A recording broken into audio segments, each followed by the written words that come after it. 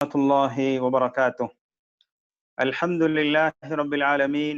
اللهم صل على محمد وعلى آل محمد كما صليت على إبراهيم وعلى آل إبراهيم إنك حميد مجيد.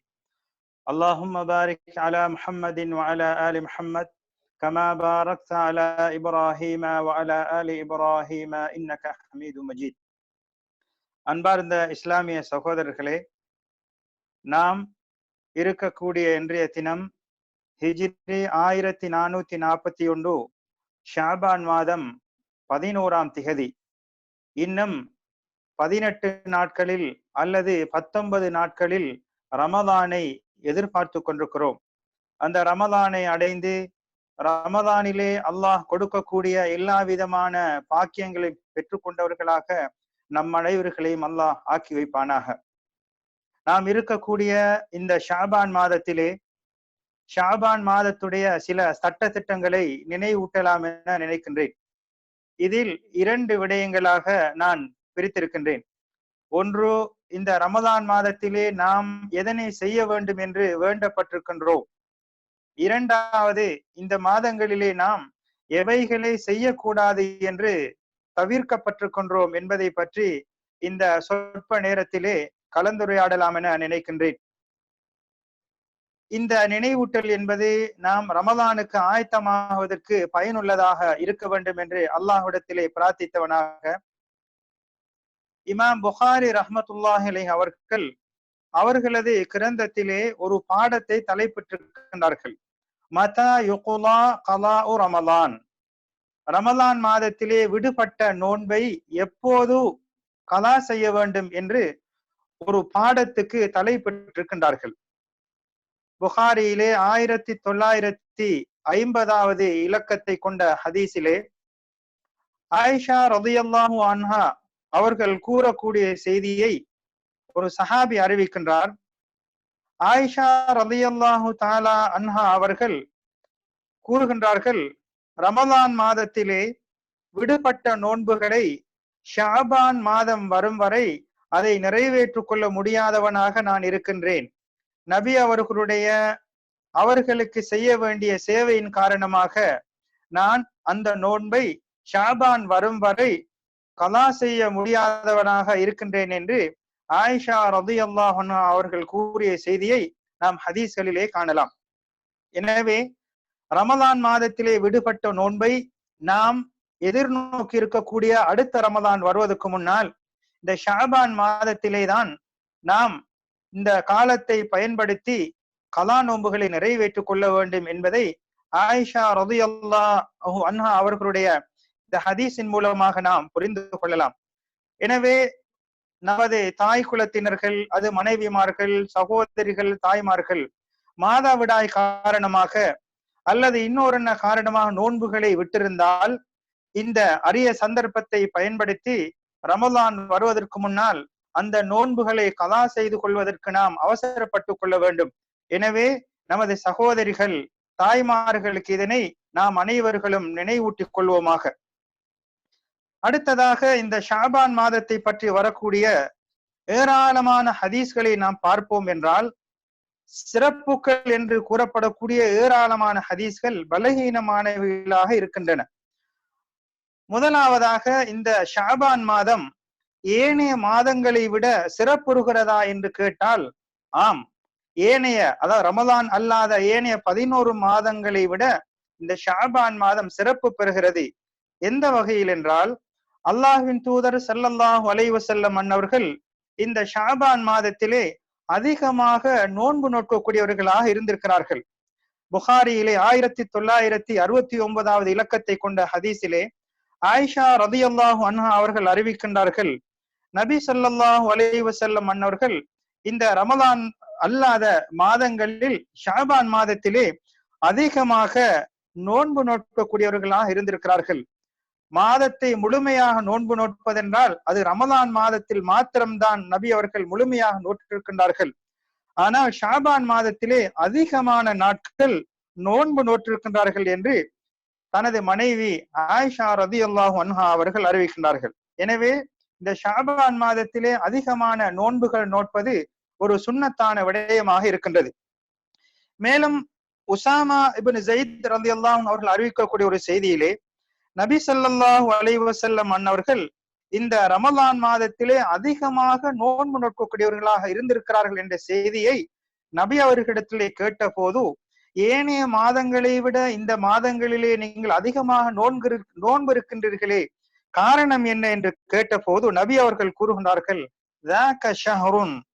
இது அந்த மாதம், இந்த மாதத்திலே மனிதர்கள் ரஜபு மாதத்துக்கும் ரமலான் மாதத்துக்கும் இடைப்பட்ட இந்த ஷாபான் மாதத்திலே மனிதர்கள் மறந்தவர்களாக இருக்கின்றார்கள், பொடுப்போக்காக இருக்கின்றார்கள். இந்த மாதத்திலேதான் அல்லாஹ் சுப்ஹானஹு வ தஆலாவிடத்திலே நன்மைகள் எல்லாம் செயல்கள் எல்லாம் உயர்த்தப்படுகின்றது. எனவே எனது செயல்கள் எல்லாம் அல்லாஹ்விடத்திலே உயர்த்தப்படுகின்ற போது நான் நோன்பாளியாக இருக்க விரும்புகின்றேன் என்று நபி அவர்கள் கூறியிருக்கின்றார்கள். எனவே இந்த ஷாபான் மாதத்திலே அதிகமாக நோன்பு நோட்பது ஒரு சுன்னத்தான நபி வழிமுறையாக இருக்கின்றது.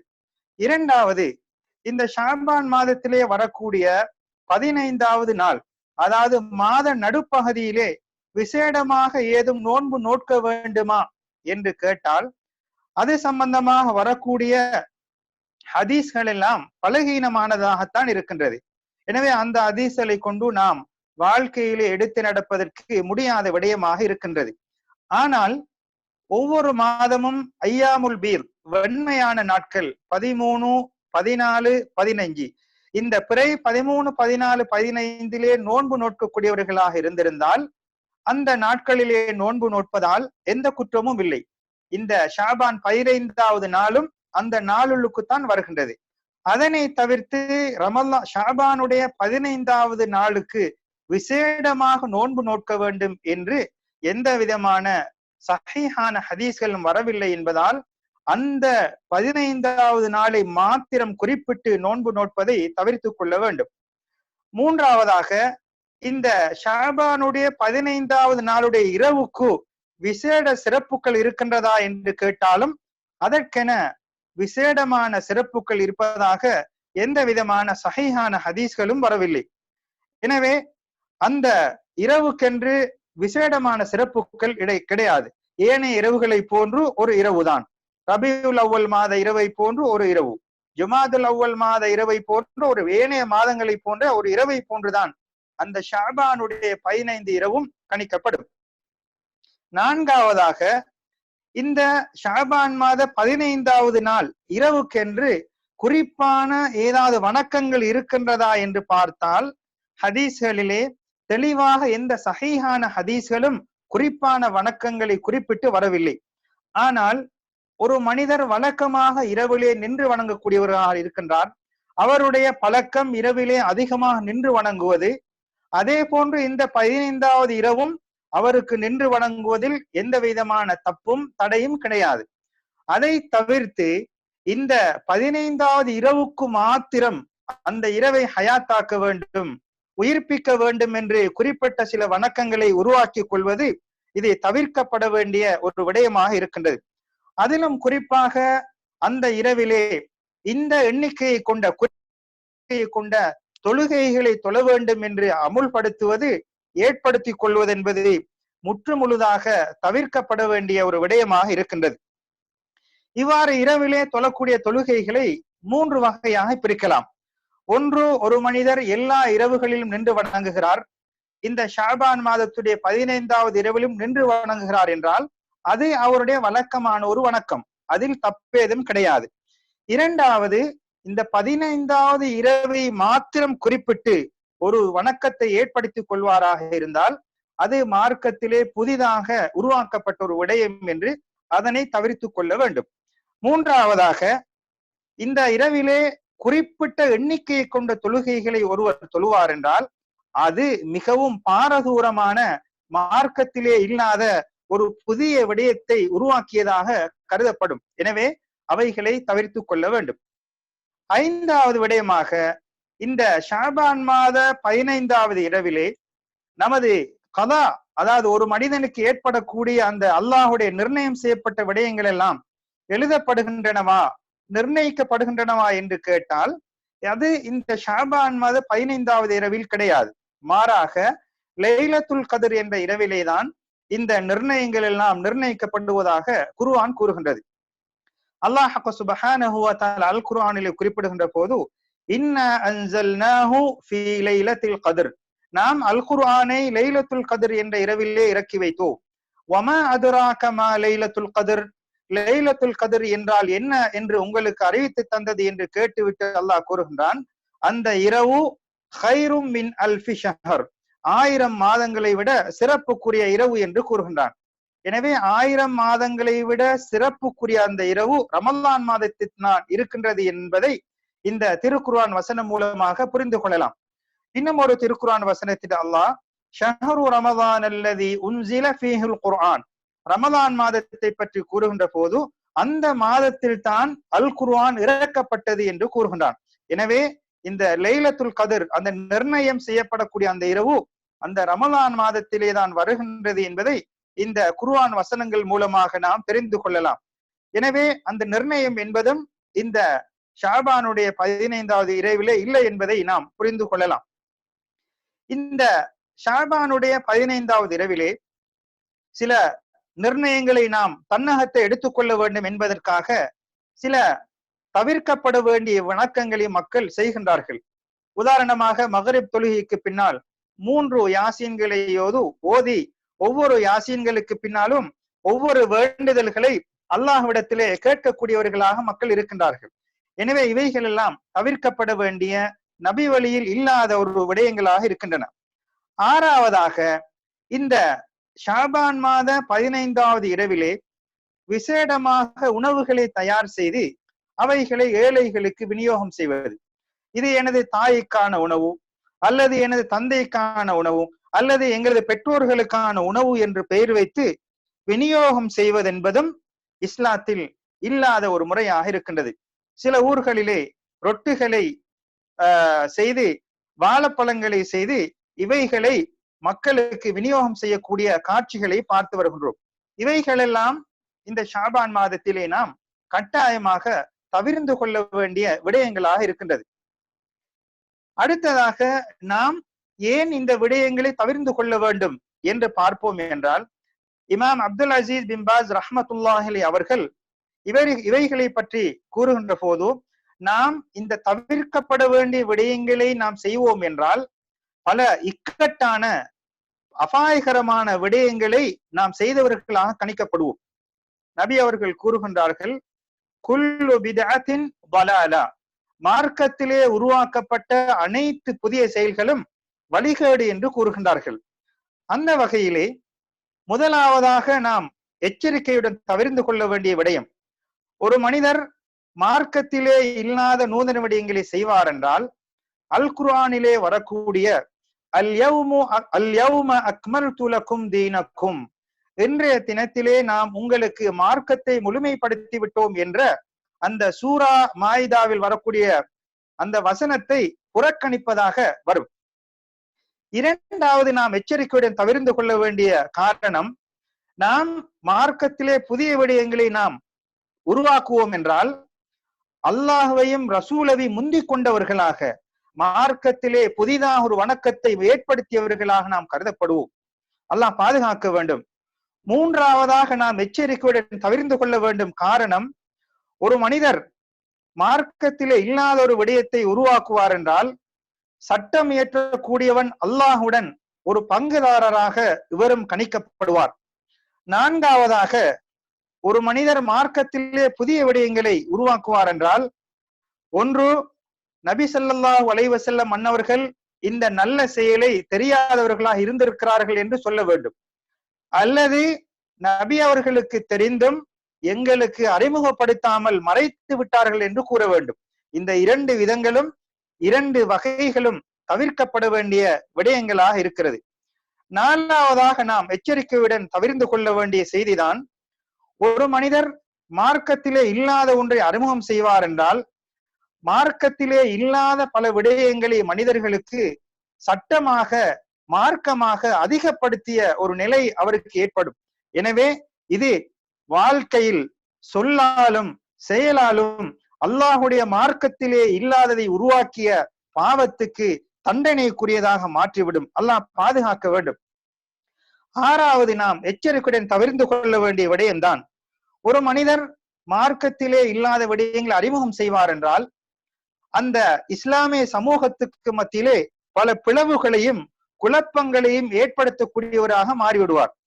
ஒவ்வொருவரும் ஒவ்வொரு குழுவும் அவர்கள் நினைத்தவாறு மார்க்கத்திலே குறைவு இருக்கின்றது என்ற தோரணையிலே புதிய புதிய வணக்கங்களை உருவாக்குவார்கள் என்றால் ஒவ்வொரு குழுவும் அவரவர்களுக்கு தேவைப்பட்ட விடயத்திலே வணக்கங்களை உருவாக்கி இது மார்க்கம் என்று அனுமதிக்கப்பட்ட விடயம் என்று மக்கள் மன்றத்திலே அறிமுகம் செய்வார்கள்.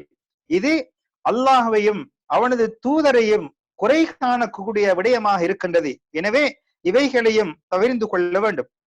ஏழாவதாக நாம் எச்சரிக்கையுடன் தவிர்த்து கொள்ள வேண்டிய விடயம், ஒரு மனிதன் மார்க்கத்திலே இல்லாத விடயங்களை உருவாக்குவார் என்றால் மார்க்கமாக்கப்பட்ட விடயங்களை புறக்கணித்து அல்லாஹும் ரசூலும் மார்க்கமாக காட்டி தந்த விடயங்களை புறக்கணித்து அவைகளை ஒட்டுமொத்தமாக தவிடுபடியாக்கி புதிதாக மார்க்கத்திலே பல நிகழ்வுகளை ஏற்படுத்தியவராக கருதப்படுவார்.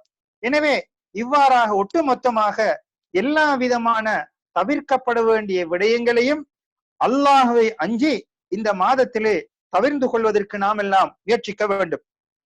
இறுதியாக இந்த மாதத்திலே நாம் எதனை செய்ய வேண்டும், எதனை ரமலானுக்காக நாம் ஆயத்தமாக வேண்டும் என்று பார்ப்போம் என்றால், நாம் இருக்கக்கூடிய இந்த ஷாபான் மாதம் அரபு மாதங்களிலே 8வது மாதம். முதலாவது மாதம் முஹர்ரம், 8வது மாதம் ஷாபான், அதற்கு அடுத்ததாக வரக்கூடிய 9வது மாதம் தான் ரமலான் மாதம். அதுதான் ரமலான் மாதம் முழுமையாக நோன்பு நோக்க வேண்டும் என்று அல்லாஹ் கடமையாக்கிய மாதம். எனவே அந்த ரமலானுக்கு நாம் இன்னும் சுமார் 18 நாட்கள் அல்லது 19 நாட்களை எஞ்சியவர்களாக இருக்கின்றோம். எனவே இந்த ஷாபான் மாதத்திலே நாம் செய்ய வேண்டிய வேலைகள், முதலாவது நாம் உண்மையாக அல்லாஹ்விடத்திலே பாவ மன்னிப்பு கோரி நமது பாவ கரைகளை பரிசுத்தமாக்கி அல்லாஹ்விடத்திலே நாம் நம்மை பரிசுத்தமானவர்களாக மாற்றிக் கொள்வதற்கு முயற்சிக்க வேண்டும். இரண்டாவதாக இன்னும் எஞ்சி இருக்கக்கூடிய இந்த ரமலான் மாதத்தை நாம் அடைந்து கொள்ள வேண்டும் என்று அல்லாஹ்விடத்திலே பிரார்த்திக்க வேண்டும். யா அல்லாஹ், அந்த ரமலான் மாதத்தை அடைந்து கொள்ளக்கூடிய பாக்கியத்தை தந்து அதிலே நீ வழங்கக்கூடிய சன்மானங்களை பெற்றுக்கொள்ளக்கூடியவர்களாக எங்களை ஆக்கி வைப்பாயாக என்று அல்லாஹ்விடத்திலே நாம் பிரார்த்திக்க வேண்டும். மூன்றாவதாக நபி அவர்கள் அனுமதித்த, நபி அவர்கள் இந்த மாதத்திலே அதிகமாக நோன்பு நோற்றிருக்கிறார்கள். எனவே நாமும் நமது சக்திக்கு ஏற்ப அதிகமாக இந்த மாதத்திலே நோன்பு நோக்கக்கூடியவர்களாக இருக்க வேண்டும். அடுத்ததாக நம்மை வரக்கூடிய ரமலான் மாதத்துடைய சட்ட திட்டங்களை இந்த காலத்திலே படித்து விளக்கங்களை பெற்றுக்கொள்ள வேண்டும். நான்காவதாக அல் குர்ஆனை ஓதி அதனை சிந்தித்து அதனை விளங்கி நமது வாழ்க்கையிலே எடுத்து நடப்பதற்கு பயிற்சி எடுக்கக்கூடிய ஒரு சந்தர்ப்பமாக ரமலான் மாதத்துக்கு முந்தைய மாதமான இந்த ஷாபானை நாம் பயன்படுத்தி கொள்ள வேண்டும். ஐந்தாவதாக நாம் ரமலான் மாதத்திலே இரவிலே நின்று வணங்க வேண்டும் என்பதற்காக இந்த ஷாபான் மாதத்திலே ஒரு பயிற்சி எடுத்துக் கொள்ள வேண்டும். இரவு காலத்திலே நின்று வணங்குவதனூடாக நமது உள்ளத்துக்கும் உடலுக்கும் ஒரு பயிற்சி கொடுக்கக்கூடிய ஒரு காலமாக இந்த ஷாபான் மாதத்தை நாம் பயன்படுத்தி கொள்ள வேண்டும். ஆறாவதாக நமது உள்ளங்களை பரிசுத்தப்படுத்திக் கொள்ள வேண்டும். உள்ளத்திலே உள்ள தவறான விடயங்கள், கெட்ட எண்ணங்கள், பொறாமைகள் போன்ற எல்லா விதமான விடயங்களை விட்டும் நமது உள்ளத்தை பரிசுத்தப்படுத்திக் கொள்ள வேண்டும்.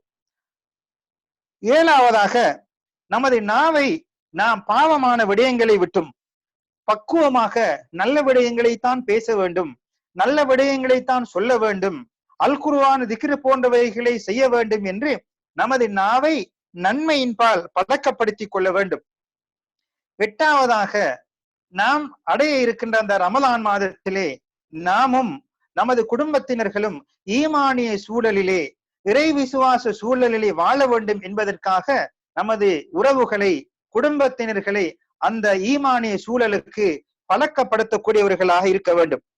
எனவே இந்த விடயங்களை நாம் செய்து ரமலான் மாதத்துக்கு ஆயத்தமாகுவதனூடாக இந்த ரமலான் மாதத்தை நல்ல முறையிலே பயன்படுத்தியவர்களாக கருதப்படுவோம். இந்த மாதத்திலே தவிர்க்கப்பட வேண்டிய விடயங்களை சுருக்கமாக சொல்வதென்றால், பித்அத் நூதனமான விடயங்களாக சொல்வதென்றால், குறிப்பாக ஷாபான் மாத 15வது இரவிலே எந்த விதமான இரவு வணக்கங்களும் கிடையாது. இரண்டாவது, இந்த ஷாபான் மாத 15வது நாளுக்கென்று குறிப்பான எந்த நோன்புகளும் கிடையாது. அதே போன்று இந்த ஷாபான் மாத 15வது நாளுக்கென்று குறிப்பாக எந்த உணவுகளை செய்து விநியோகம் செய்ய வேண்டும் என்பதும் கிடையாது. எனவே குறிப்பான இரவு வணக்கம், குறிப்பான நோன்பு, குறிப்பான உணவு, இவைகளை நாம் இந்த ஷாபான் மாத 15வது நாளிலே மார்க்கம் என்ற போர்வையிலே செய்து, மார்க்கத்திலே இல்லாத நூதன செயல்களை செய்து அல்லாஹ்விடத்திலே தண்டனைக்குரியவர்களாக மாறக்கூடியதை விட்டும் அல்லாஹ் நம்மை பாதுகாக்க வேண்டும். அடுத்ததாக முக்கியமான ஒரு விடயம், இந்த ஷாபான் மாதத்திலே நாம் ரமலான் மாதத்தை அடைந்து கொள்வதற்கு முன்னால், ஷாபான் மாதத்தை அடைந்து கொள்வதற்கு முன்னால் இந்த ரமலானிலே விடுபட்ட நோன்புகளை கலா செய்து கொள்வதற்கு அவசரப்பட்டுக் கொள்ள வேண்டும். இந்த நேரத்திலே நான் எனக்கும் உங்களுக்கும் நாம் அனைவர்களுமாக சேர்ந்து குறிப்பாக பெண்கள் சமுதாயத்துக்கு நினைவூட்ட வேண்டும். அவர்களுக்கு ரமலான் மாதத்திலே கலாவான நோன்புகள் இருக்கலாம். ஆயிஷா ரலியல்லாஹு அன்ஹா அவர்களுக்கு ரமலான் மாதத்திலே விடுபட்ட நோன்பை இந்த ஷாபான் மாதத்திலே தான் கலா செய்யக்கூடிய சந்தர்ப்பம் கிடைத்திருப்பதாக ஹதீஸ்களிலே நாம் பார்க்கின்றோம். எனவே அதே போன்ற ஒரு நிலை நமது தாய்மார்களுக்கும் சகோதரிகளுக்கும் மனைவிமார்களுக்கும் ஏற்பட்டிருக்கலாம். எனவே இந்த எஞ்சி இருக்கக்கூடிய நாட்களை பயன்படுத்தி இந்த கலா நோன்புகளை அவசரமாக நோற்று இந்த காலத்தை நல்ல முறையிலே பயன்படுத்திக் கொள்ள வேண்டும் என்று உங்களிடத்திலே அன்பாக நான் வேண்டிக் கொள்கின்றேன்.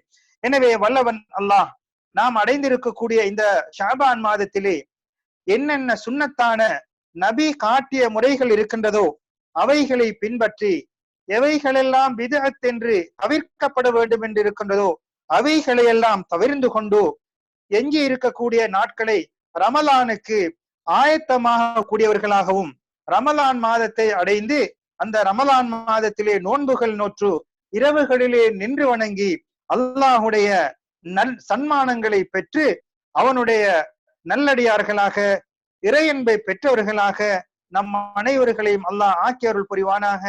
ஆமீன். வஆகிரு தஅவானா அல்ஹம்துலில்லாஹி ரப்பில் ஆலமீன்.